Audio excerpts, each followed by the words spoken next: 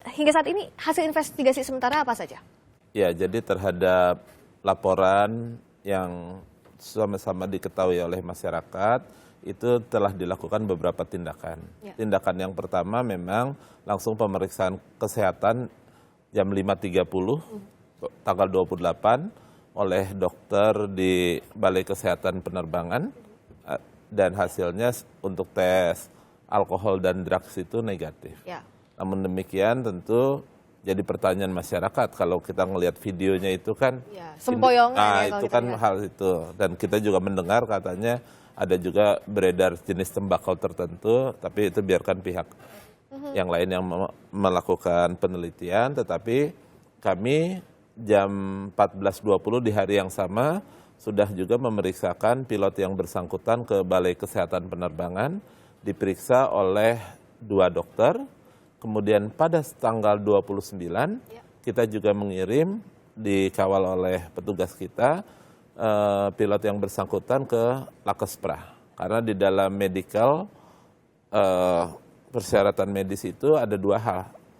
Bahwa kru, pilot termasuk co-pilot itu harus sehat secara fisik dan secara mental. Sebelum terbang ini tidak ada pemeriksaan kesehatan dari temuan sementara? Nah, kalau di CASR 67 itu kan untuk pilot ada ketentuannya secara periodik setiap 6 bulan. Ya. Untuk kru atau pramugari setiap tahun, dan dalam operasinya itu di CASR 121 itu 1 jam sebelumnya seluruh kru termasuk pilot dan co-pilot harus masuk ke flop. Dalam 1 jam itu yang dilakukan adalah dilihat kondisi kesehatan secara umum. Yang kedua juga ada flight plan tentang rute penerbangan, cuaca, dan di situ dilakukan briefing. Dan ini 1 jam sebelumnya ini Nah, tidak pada dilakukan? kejadian kemarin itu diketahui bahwa pilot itu tidak berada 1 jam sebelumnya di flop, bahkan langsung ke pesawat yang seperti kita lihat di CCTV. Ya. Sehingga dengan demikian tindakan yang dilakukan oleh Kementerian Perhubungan terhadap kejadian ini, yang pertama adalah meminta kepada Citylink untuk melakukan safe grounded. Jadi pilot yang bersangkutan tidak diizinkan terbang sampai ditemukan bukti yang permanen. Kalau memang terbukti seorang pilot menggunakan narkoba, maka sanksinya tegas, bukan hanya dilarang terbang, tapi dicabut lisensi terbangnya. Kenapa? Karena di dalam public transport, nanti dari YLKSI bisa menambahkan, masyarakat kan Menitipkan nyawa menitipkan nyawanya sampai tujuan itu kepada pengemudi kalau di angkutan darat, kepada masinis kalau di kereta, Ya. kepada nakoda kalau di laut, dan kepada pilot kalau di penerbangan. Sehingga tanggung jawab pilot nakoda ini sangat-sangat utama. Oke. Ini makanya kita lakukan pemeriksaan, dan dalam hal ini kami dari Kementerian Perhubungan sangat ketat memperhatikan aspek keselamatan karena ini merupakan tanggung jawab yang tidak bisa diserahkan. Oke, ini bisakah jadi kalau sebagai konsumen kita was-was, Pak Sudaryatmo, itu tadi kita menitipkan nyawa di udara, ini kasusnya pesawat terbang, semestinya SOP-nya begitu ketat, tapi kok bisa seperti ini? Ya, memang ini kan terjadi di penerbangan komersial. Jadi di balik konsumen membayar tiket, dia punya hak. Salah satunya adalah hak keselamatan tadi. Nah, kasus yang terjadi di penerbangan QG800 ini memang ada 2 level pengawasan yang tidak berjalan secara optimal. Apa itu? Yang pertama adalah pengawasan di level airline-nya sendiri. Airline sendiri. Kemudian yang kedua pengawasan di level regulator kan gitu loh. Jadi justru kasus ini terjadi pengawasan dari sisi masyarakat kan gitu loh. Oke. Pertanyaannya adalah bagaimana mekanisme di level airline dan di level regulator itu bekerja sehingga perilaku pilot yang sangat parah kok bisa lolos, bisa mau menerbangkan pesawat yang akhirnya justru karena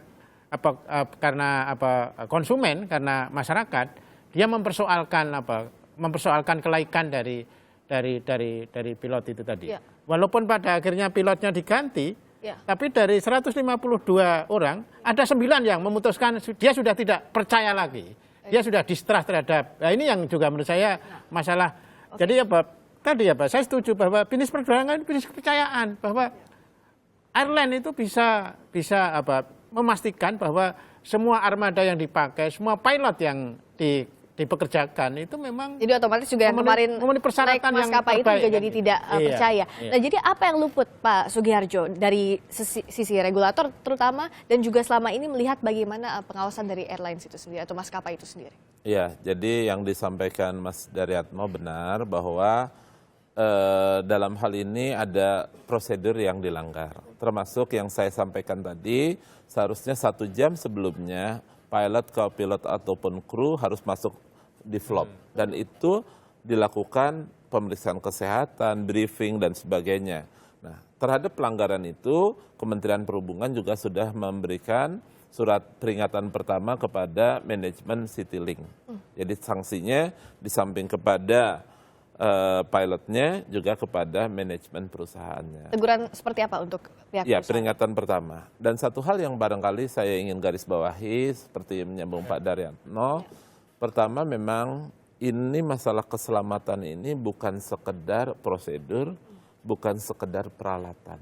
Tapi ini harus bisa menjadi suatu culture, satu budaya. Sebagaimana kalau dulu orang pakai helm karena takut ada Pak polisi, atau pakai seatbelt takut ada polisi, tapi kalau sudah menjadi culture, nggak ada polisi pun orang butuh pakai helm dan pakai seatbelt. Nah, terhadap SOP tentang keselamatan penerbangan, sebetulnya itu kan sudah standar internasional. Seperti CSR 61 itu merupakan turunan dari Aneks 1 IQ.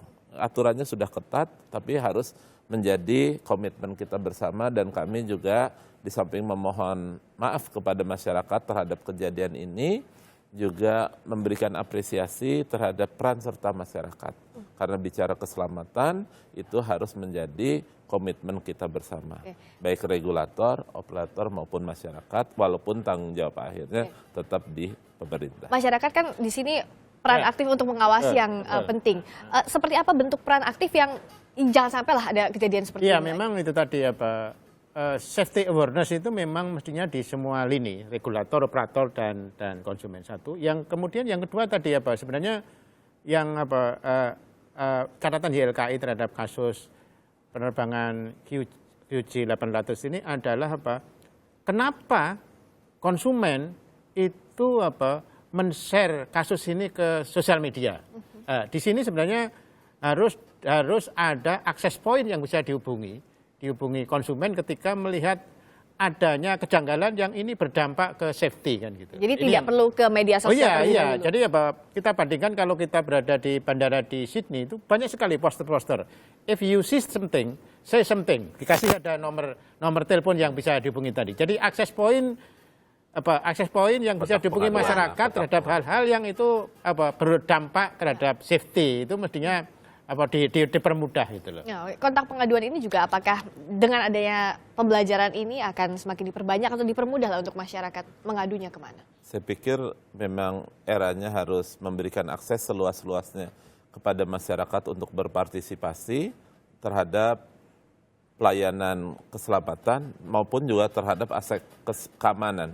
Jadi kalau ada hal-hal yang mencurigakan, masyarakat bisa melaporkan, dan partisipasi aktif masyarakat ini sangat-sangat kita harapkan. Oke, kita buatlah poin-poin penting dari kasus ini. Saya ingin dari sisi konsumen dulu. Ya. Dari LKI, apa yang bisa konsumen awasi lebih kritis lagi atau lebih ketat lagi dari layanan transportasi khususnya? Iya, sebenarnya bagi konsumen itu begitu dia membeli tiket, kemudian naik pesawat, itu sebenarnya dia percaya sepenuhnya kepada regulator, kepada operator bahwa armada yang dipakai, infrastruktur landasannya, kemudian personil yang dipekerjakan itu memenuhi standar. Itu satu. Kemudian yang kedua adalah tadi sebenarnya tadi bagi masyarakat itu dia punya hak mendapat informasi, mendapat penjelasan ketika ada hal-hal yang menurut masyarakat ini tidak wajar. Dari kasus ini kan sebenarnya konsumen melihat adanya ketidakwajaran perilaku dari ini, dan itu berdampak kepada safety kan gitu loh. Ya. Nah, kalau dari segi regulator ini mungkin hanya di satu maskapai yang ketahuan, yang langsung dipublish oleh masyarakat. Apakah melihat apa mungkin pengawasan terhadap masing-masing maskapai ini juga harus diperketat? Secara teratur secara berkala kita melakukan pemeriksaan terhadap aspek keselamatan dan keamanan. Contoh tadi mengenai kesehatan secara periodik. Kemudian pada saat event-event seperti ini juga dilakukan pemeriksaan terhadap kelaikan pesawatnya sendiri atau sarana transportasi, termasuk juga secara sampling kepada kru dan pilotnya. Dan ini kalau kita lihat data, ada beberapa case yang memang sudah kita kenali, artinya kalau memang pilot itu menggunakan narkoba, sebagaimana saya sebutkan tadi, sanksinya adalah dihapuskan atau dicabutkan lisensi terbang. Oke. Sudah ada perkiraan kira-kira kapan nanti keputusan akhir soal kasus ini? Artinya apa sanksi yang akan diberikan kepada pilot atau mungkin maskapainya, Pak Sugiharjo? Ya, kalau terkait dengan pemeriksaan medik, tentu kita menunggu dari hasil pemeriksaan Balai Kesehatan Penerbangan, karena itu juga diambil sampel dari rambut ya, karena sesuatu yang menahun kan udah merekat di rambut, termasuk juga kita nunggu dari Lakespra. Setelah itu baru diadakan sanksi yang sifatnya permanen. Tapi sambil menunggu itu tetap pilot di grounded untuk tidak boleh terbang, karena kita tidak mau beresiko terhadap keselamatan penerbangan. Ya, semoga kasus yang mengkhawatirkan kalau kita lihat ini kasus terakhir lah, apalagi ini soal menyangkut nyawa ya dari ratusan orang penumpang di sana. Terima kasih banyak Pak Sugiharjo, Sekretaris Jenderal dari Kementerian Perhubungan. Terima kasih juga Pak Sudaryatmo, Wakil Ketua Pengurus Harian YLKI, sudah bergabung di Kompas.